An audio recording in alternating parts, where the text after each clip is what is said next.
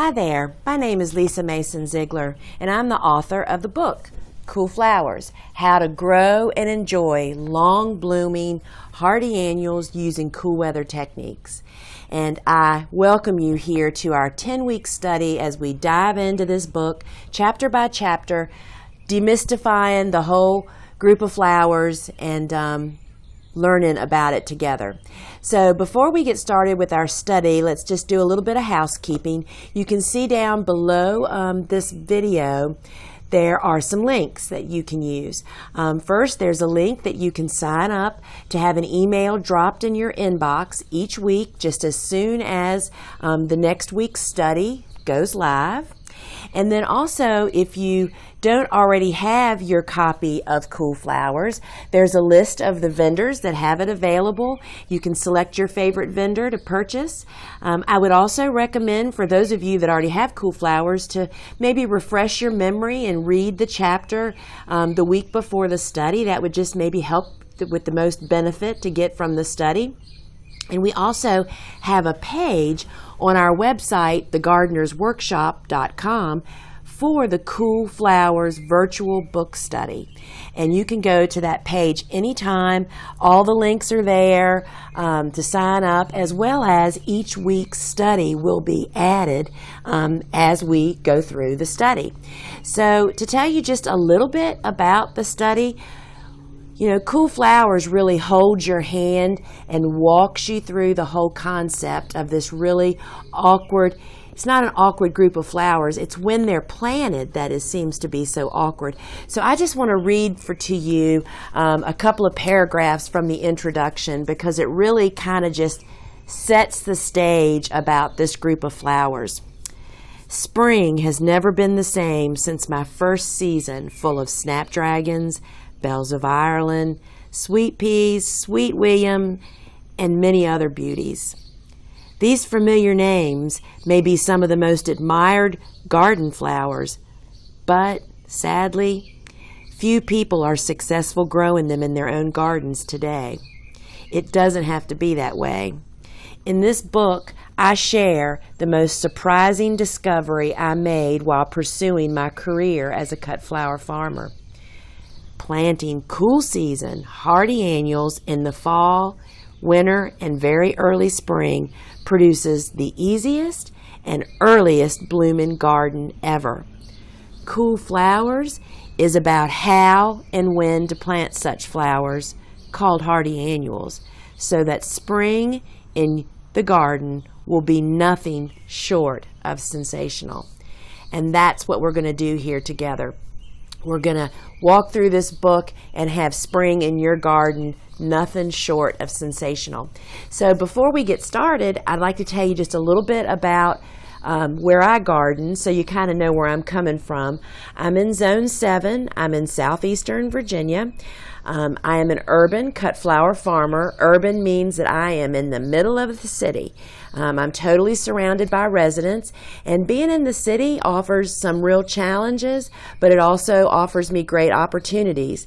One of the challenges that I face is that I cannot have greenhouses and hoop houses. So my entire garden is all outdoors. I don't grow in any structures. So any and everything that I do and share with you here, you're going to be able to do right at home in your own garden.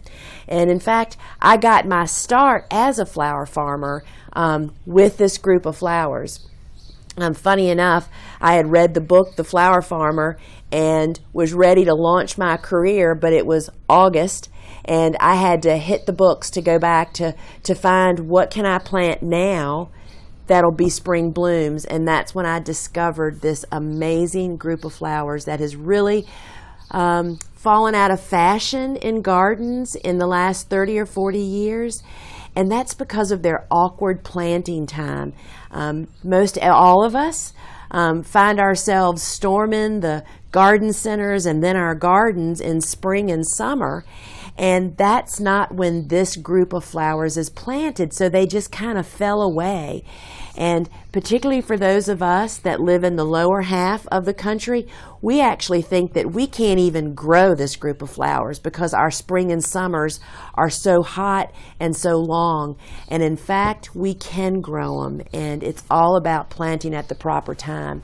So we're going to start this week with chapter 1, and that is how flowers changed my life. And I'm not going to go through the step-by-step of how I met this really great guy, and he came with this awesome piece of land, and he also just so happened to come with a tiller and dump truck, so that it just seemed to be a next natural step for me to pursue becoming a flower farmer.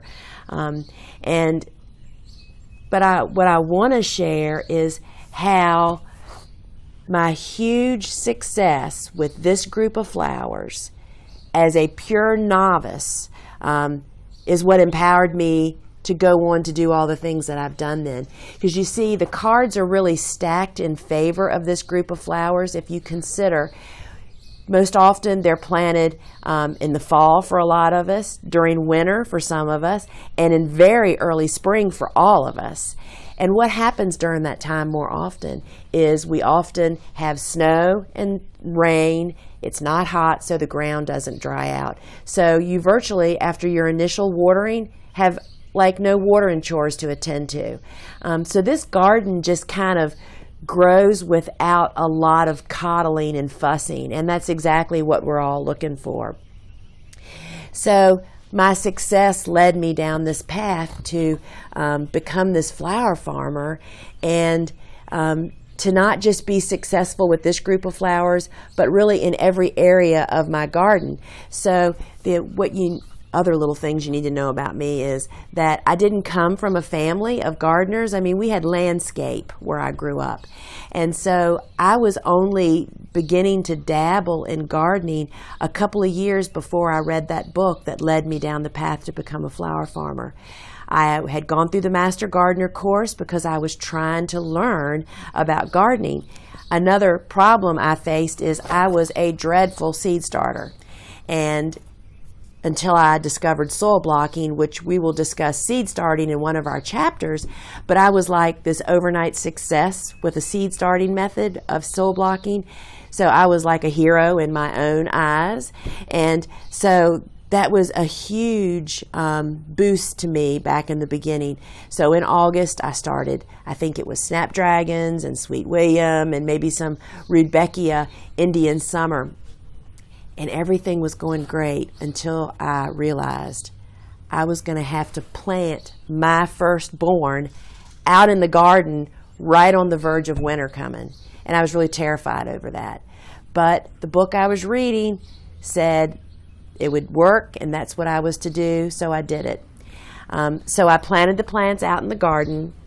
And it didn't take long for me to realize there was another part of this garden that I hadn't considered, and that was what you do all winter. You stand at the window, you wait, you wonder, you watch. Are they going to survive? Are those little frozen popsicles that are out in the garden really going to ever amount to anything? And so it was like I got a whole nother season of gardening because, you know, where I am here, we'll have a sudden warm day, a warm afternoon when it's still cold outside, but the sun is shining. You'll find yourself out in the garden looking around, figuring out and what's going to happen next. So when spring came and those little sticks that I had planted out there, which are frozen and tattered at this point, all these shoots started coming up around it.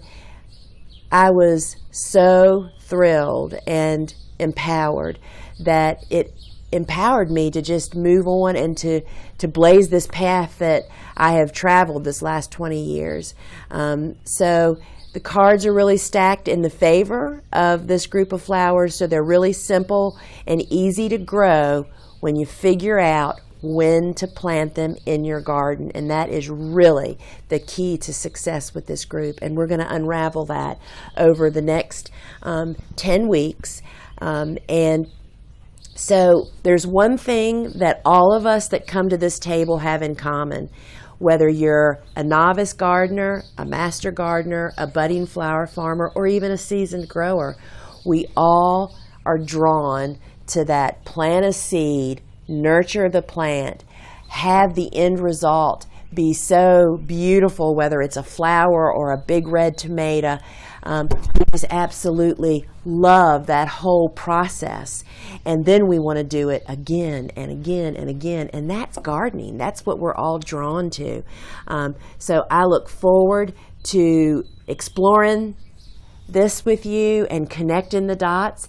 You will see below that there's comments, that you can post your comments, your questions, your experiences, because I know I've heard from many of you that you've reaped the bounty of Cool Flowers this past spring, and now that we're heading into summer, during this time. So please encourage others with your success, and we'll all come together. I'll be monitoring the questions, and we can help each other and get this conversation going. So I will meet you back here each and every week to head into Chapter 2, which is the life of hardy annuals.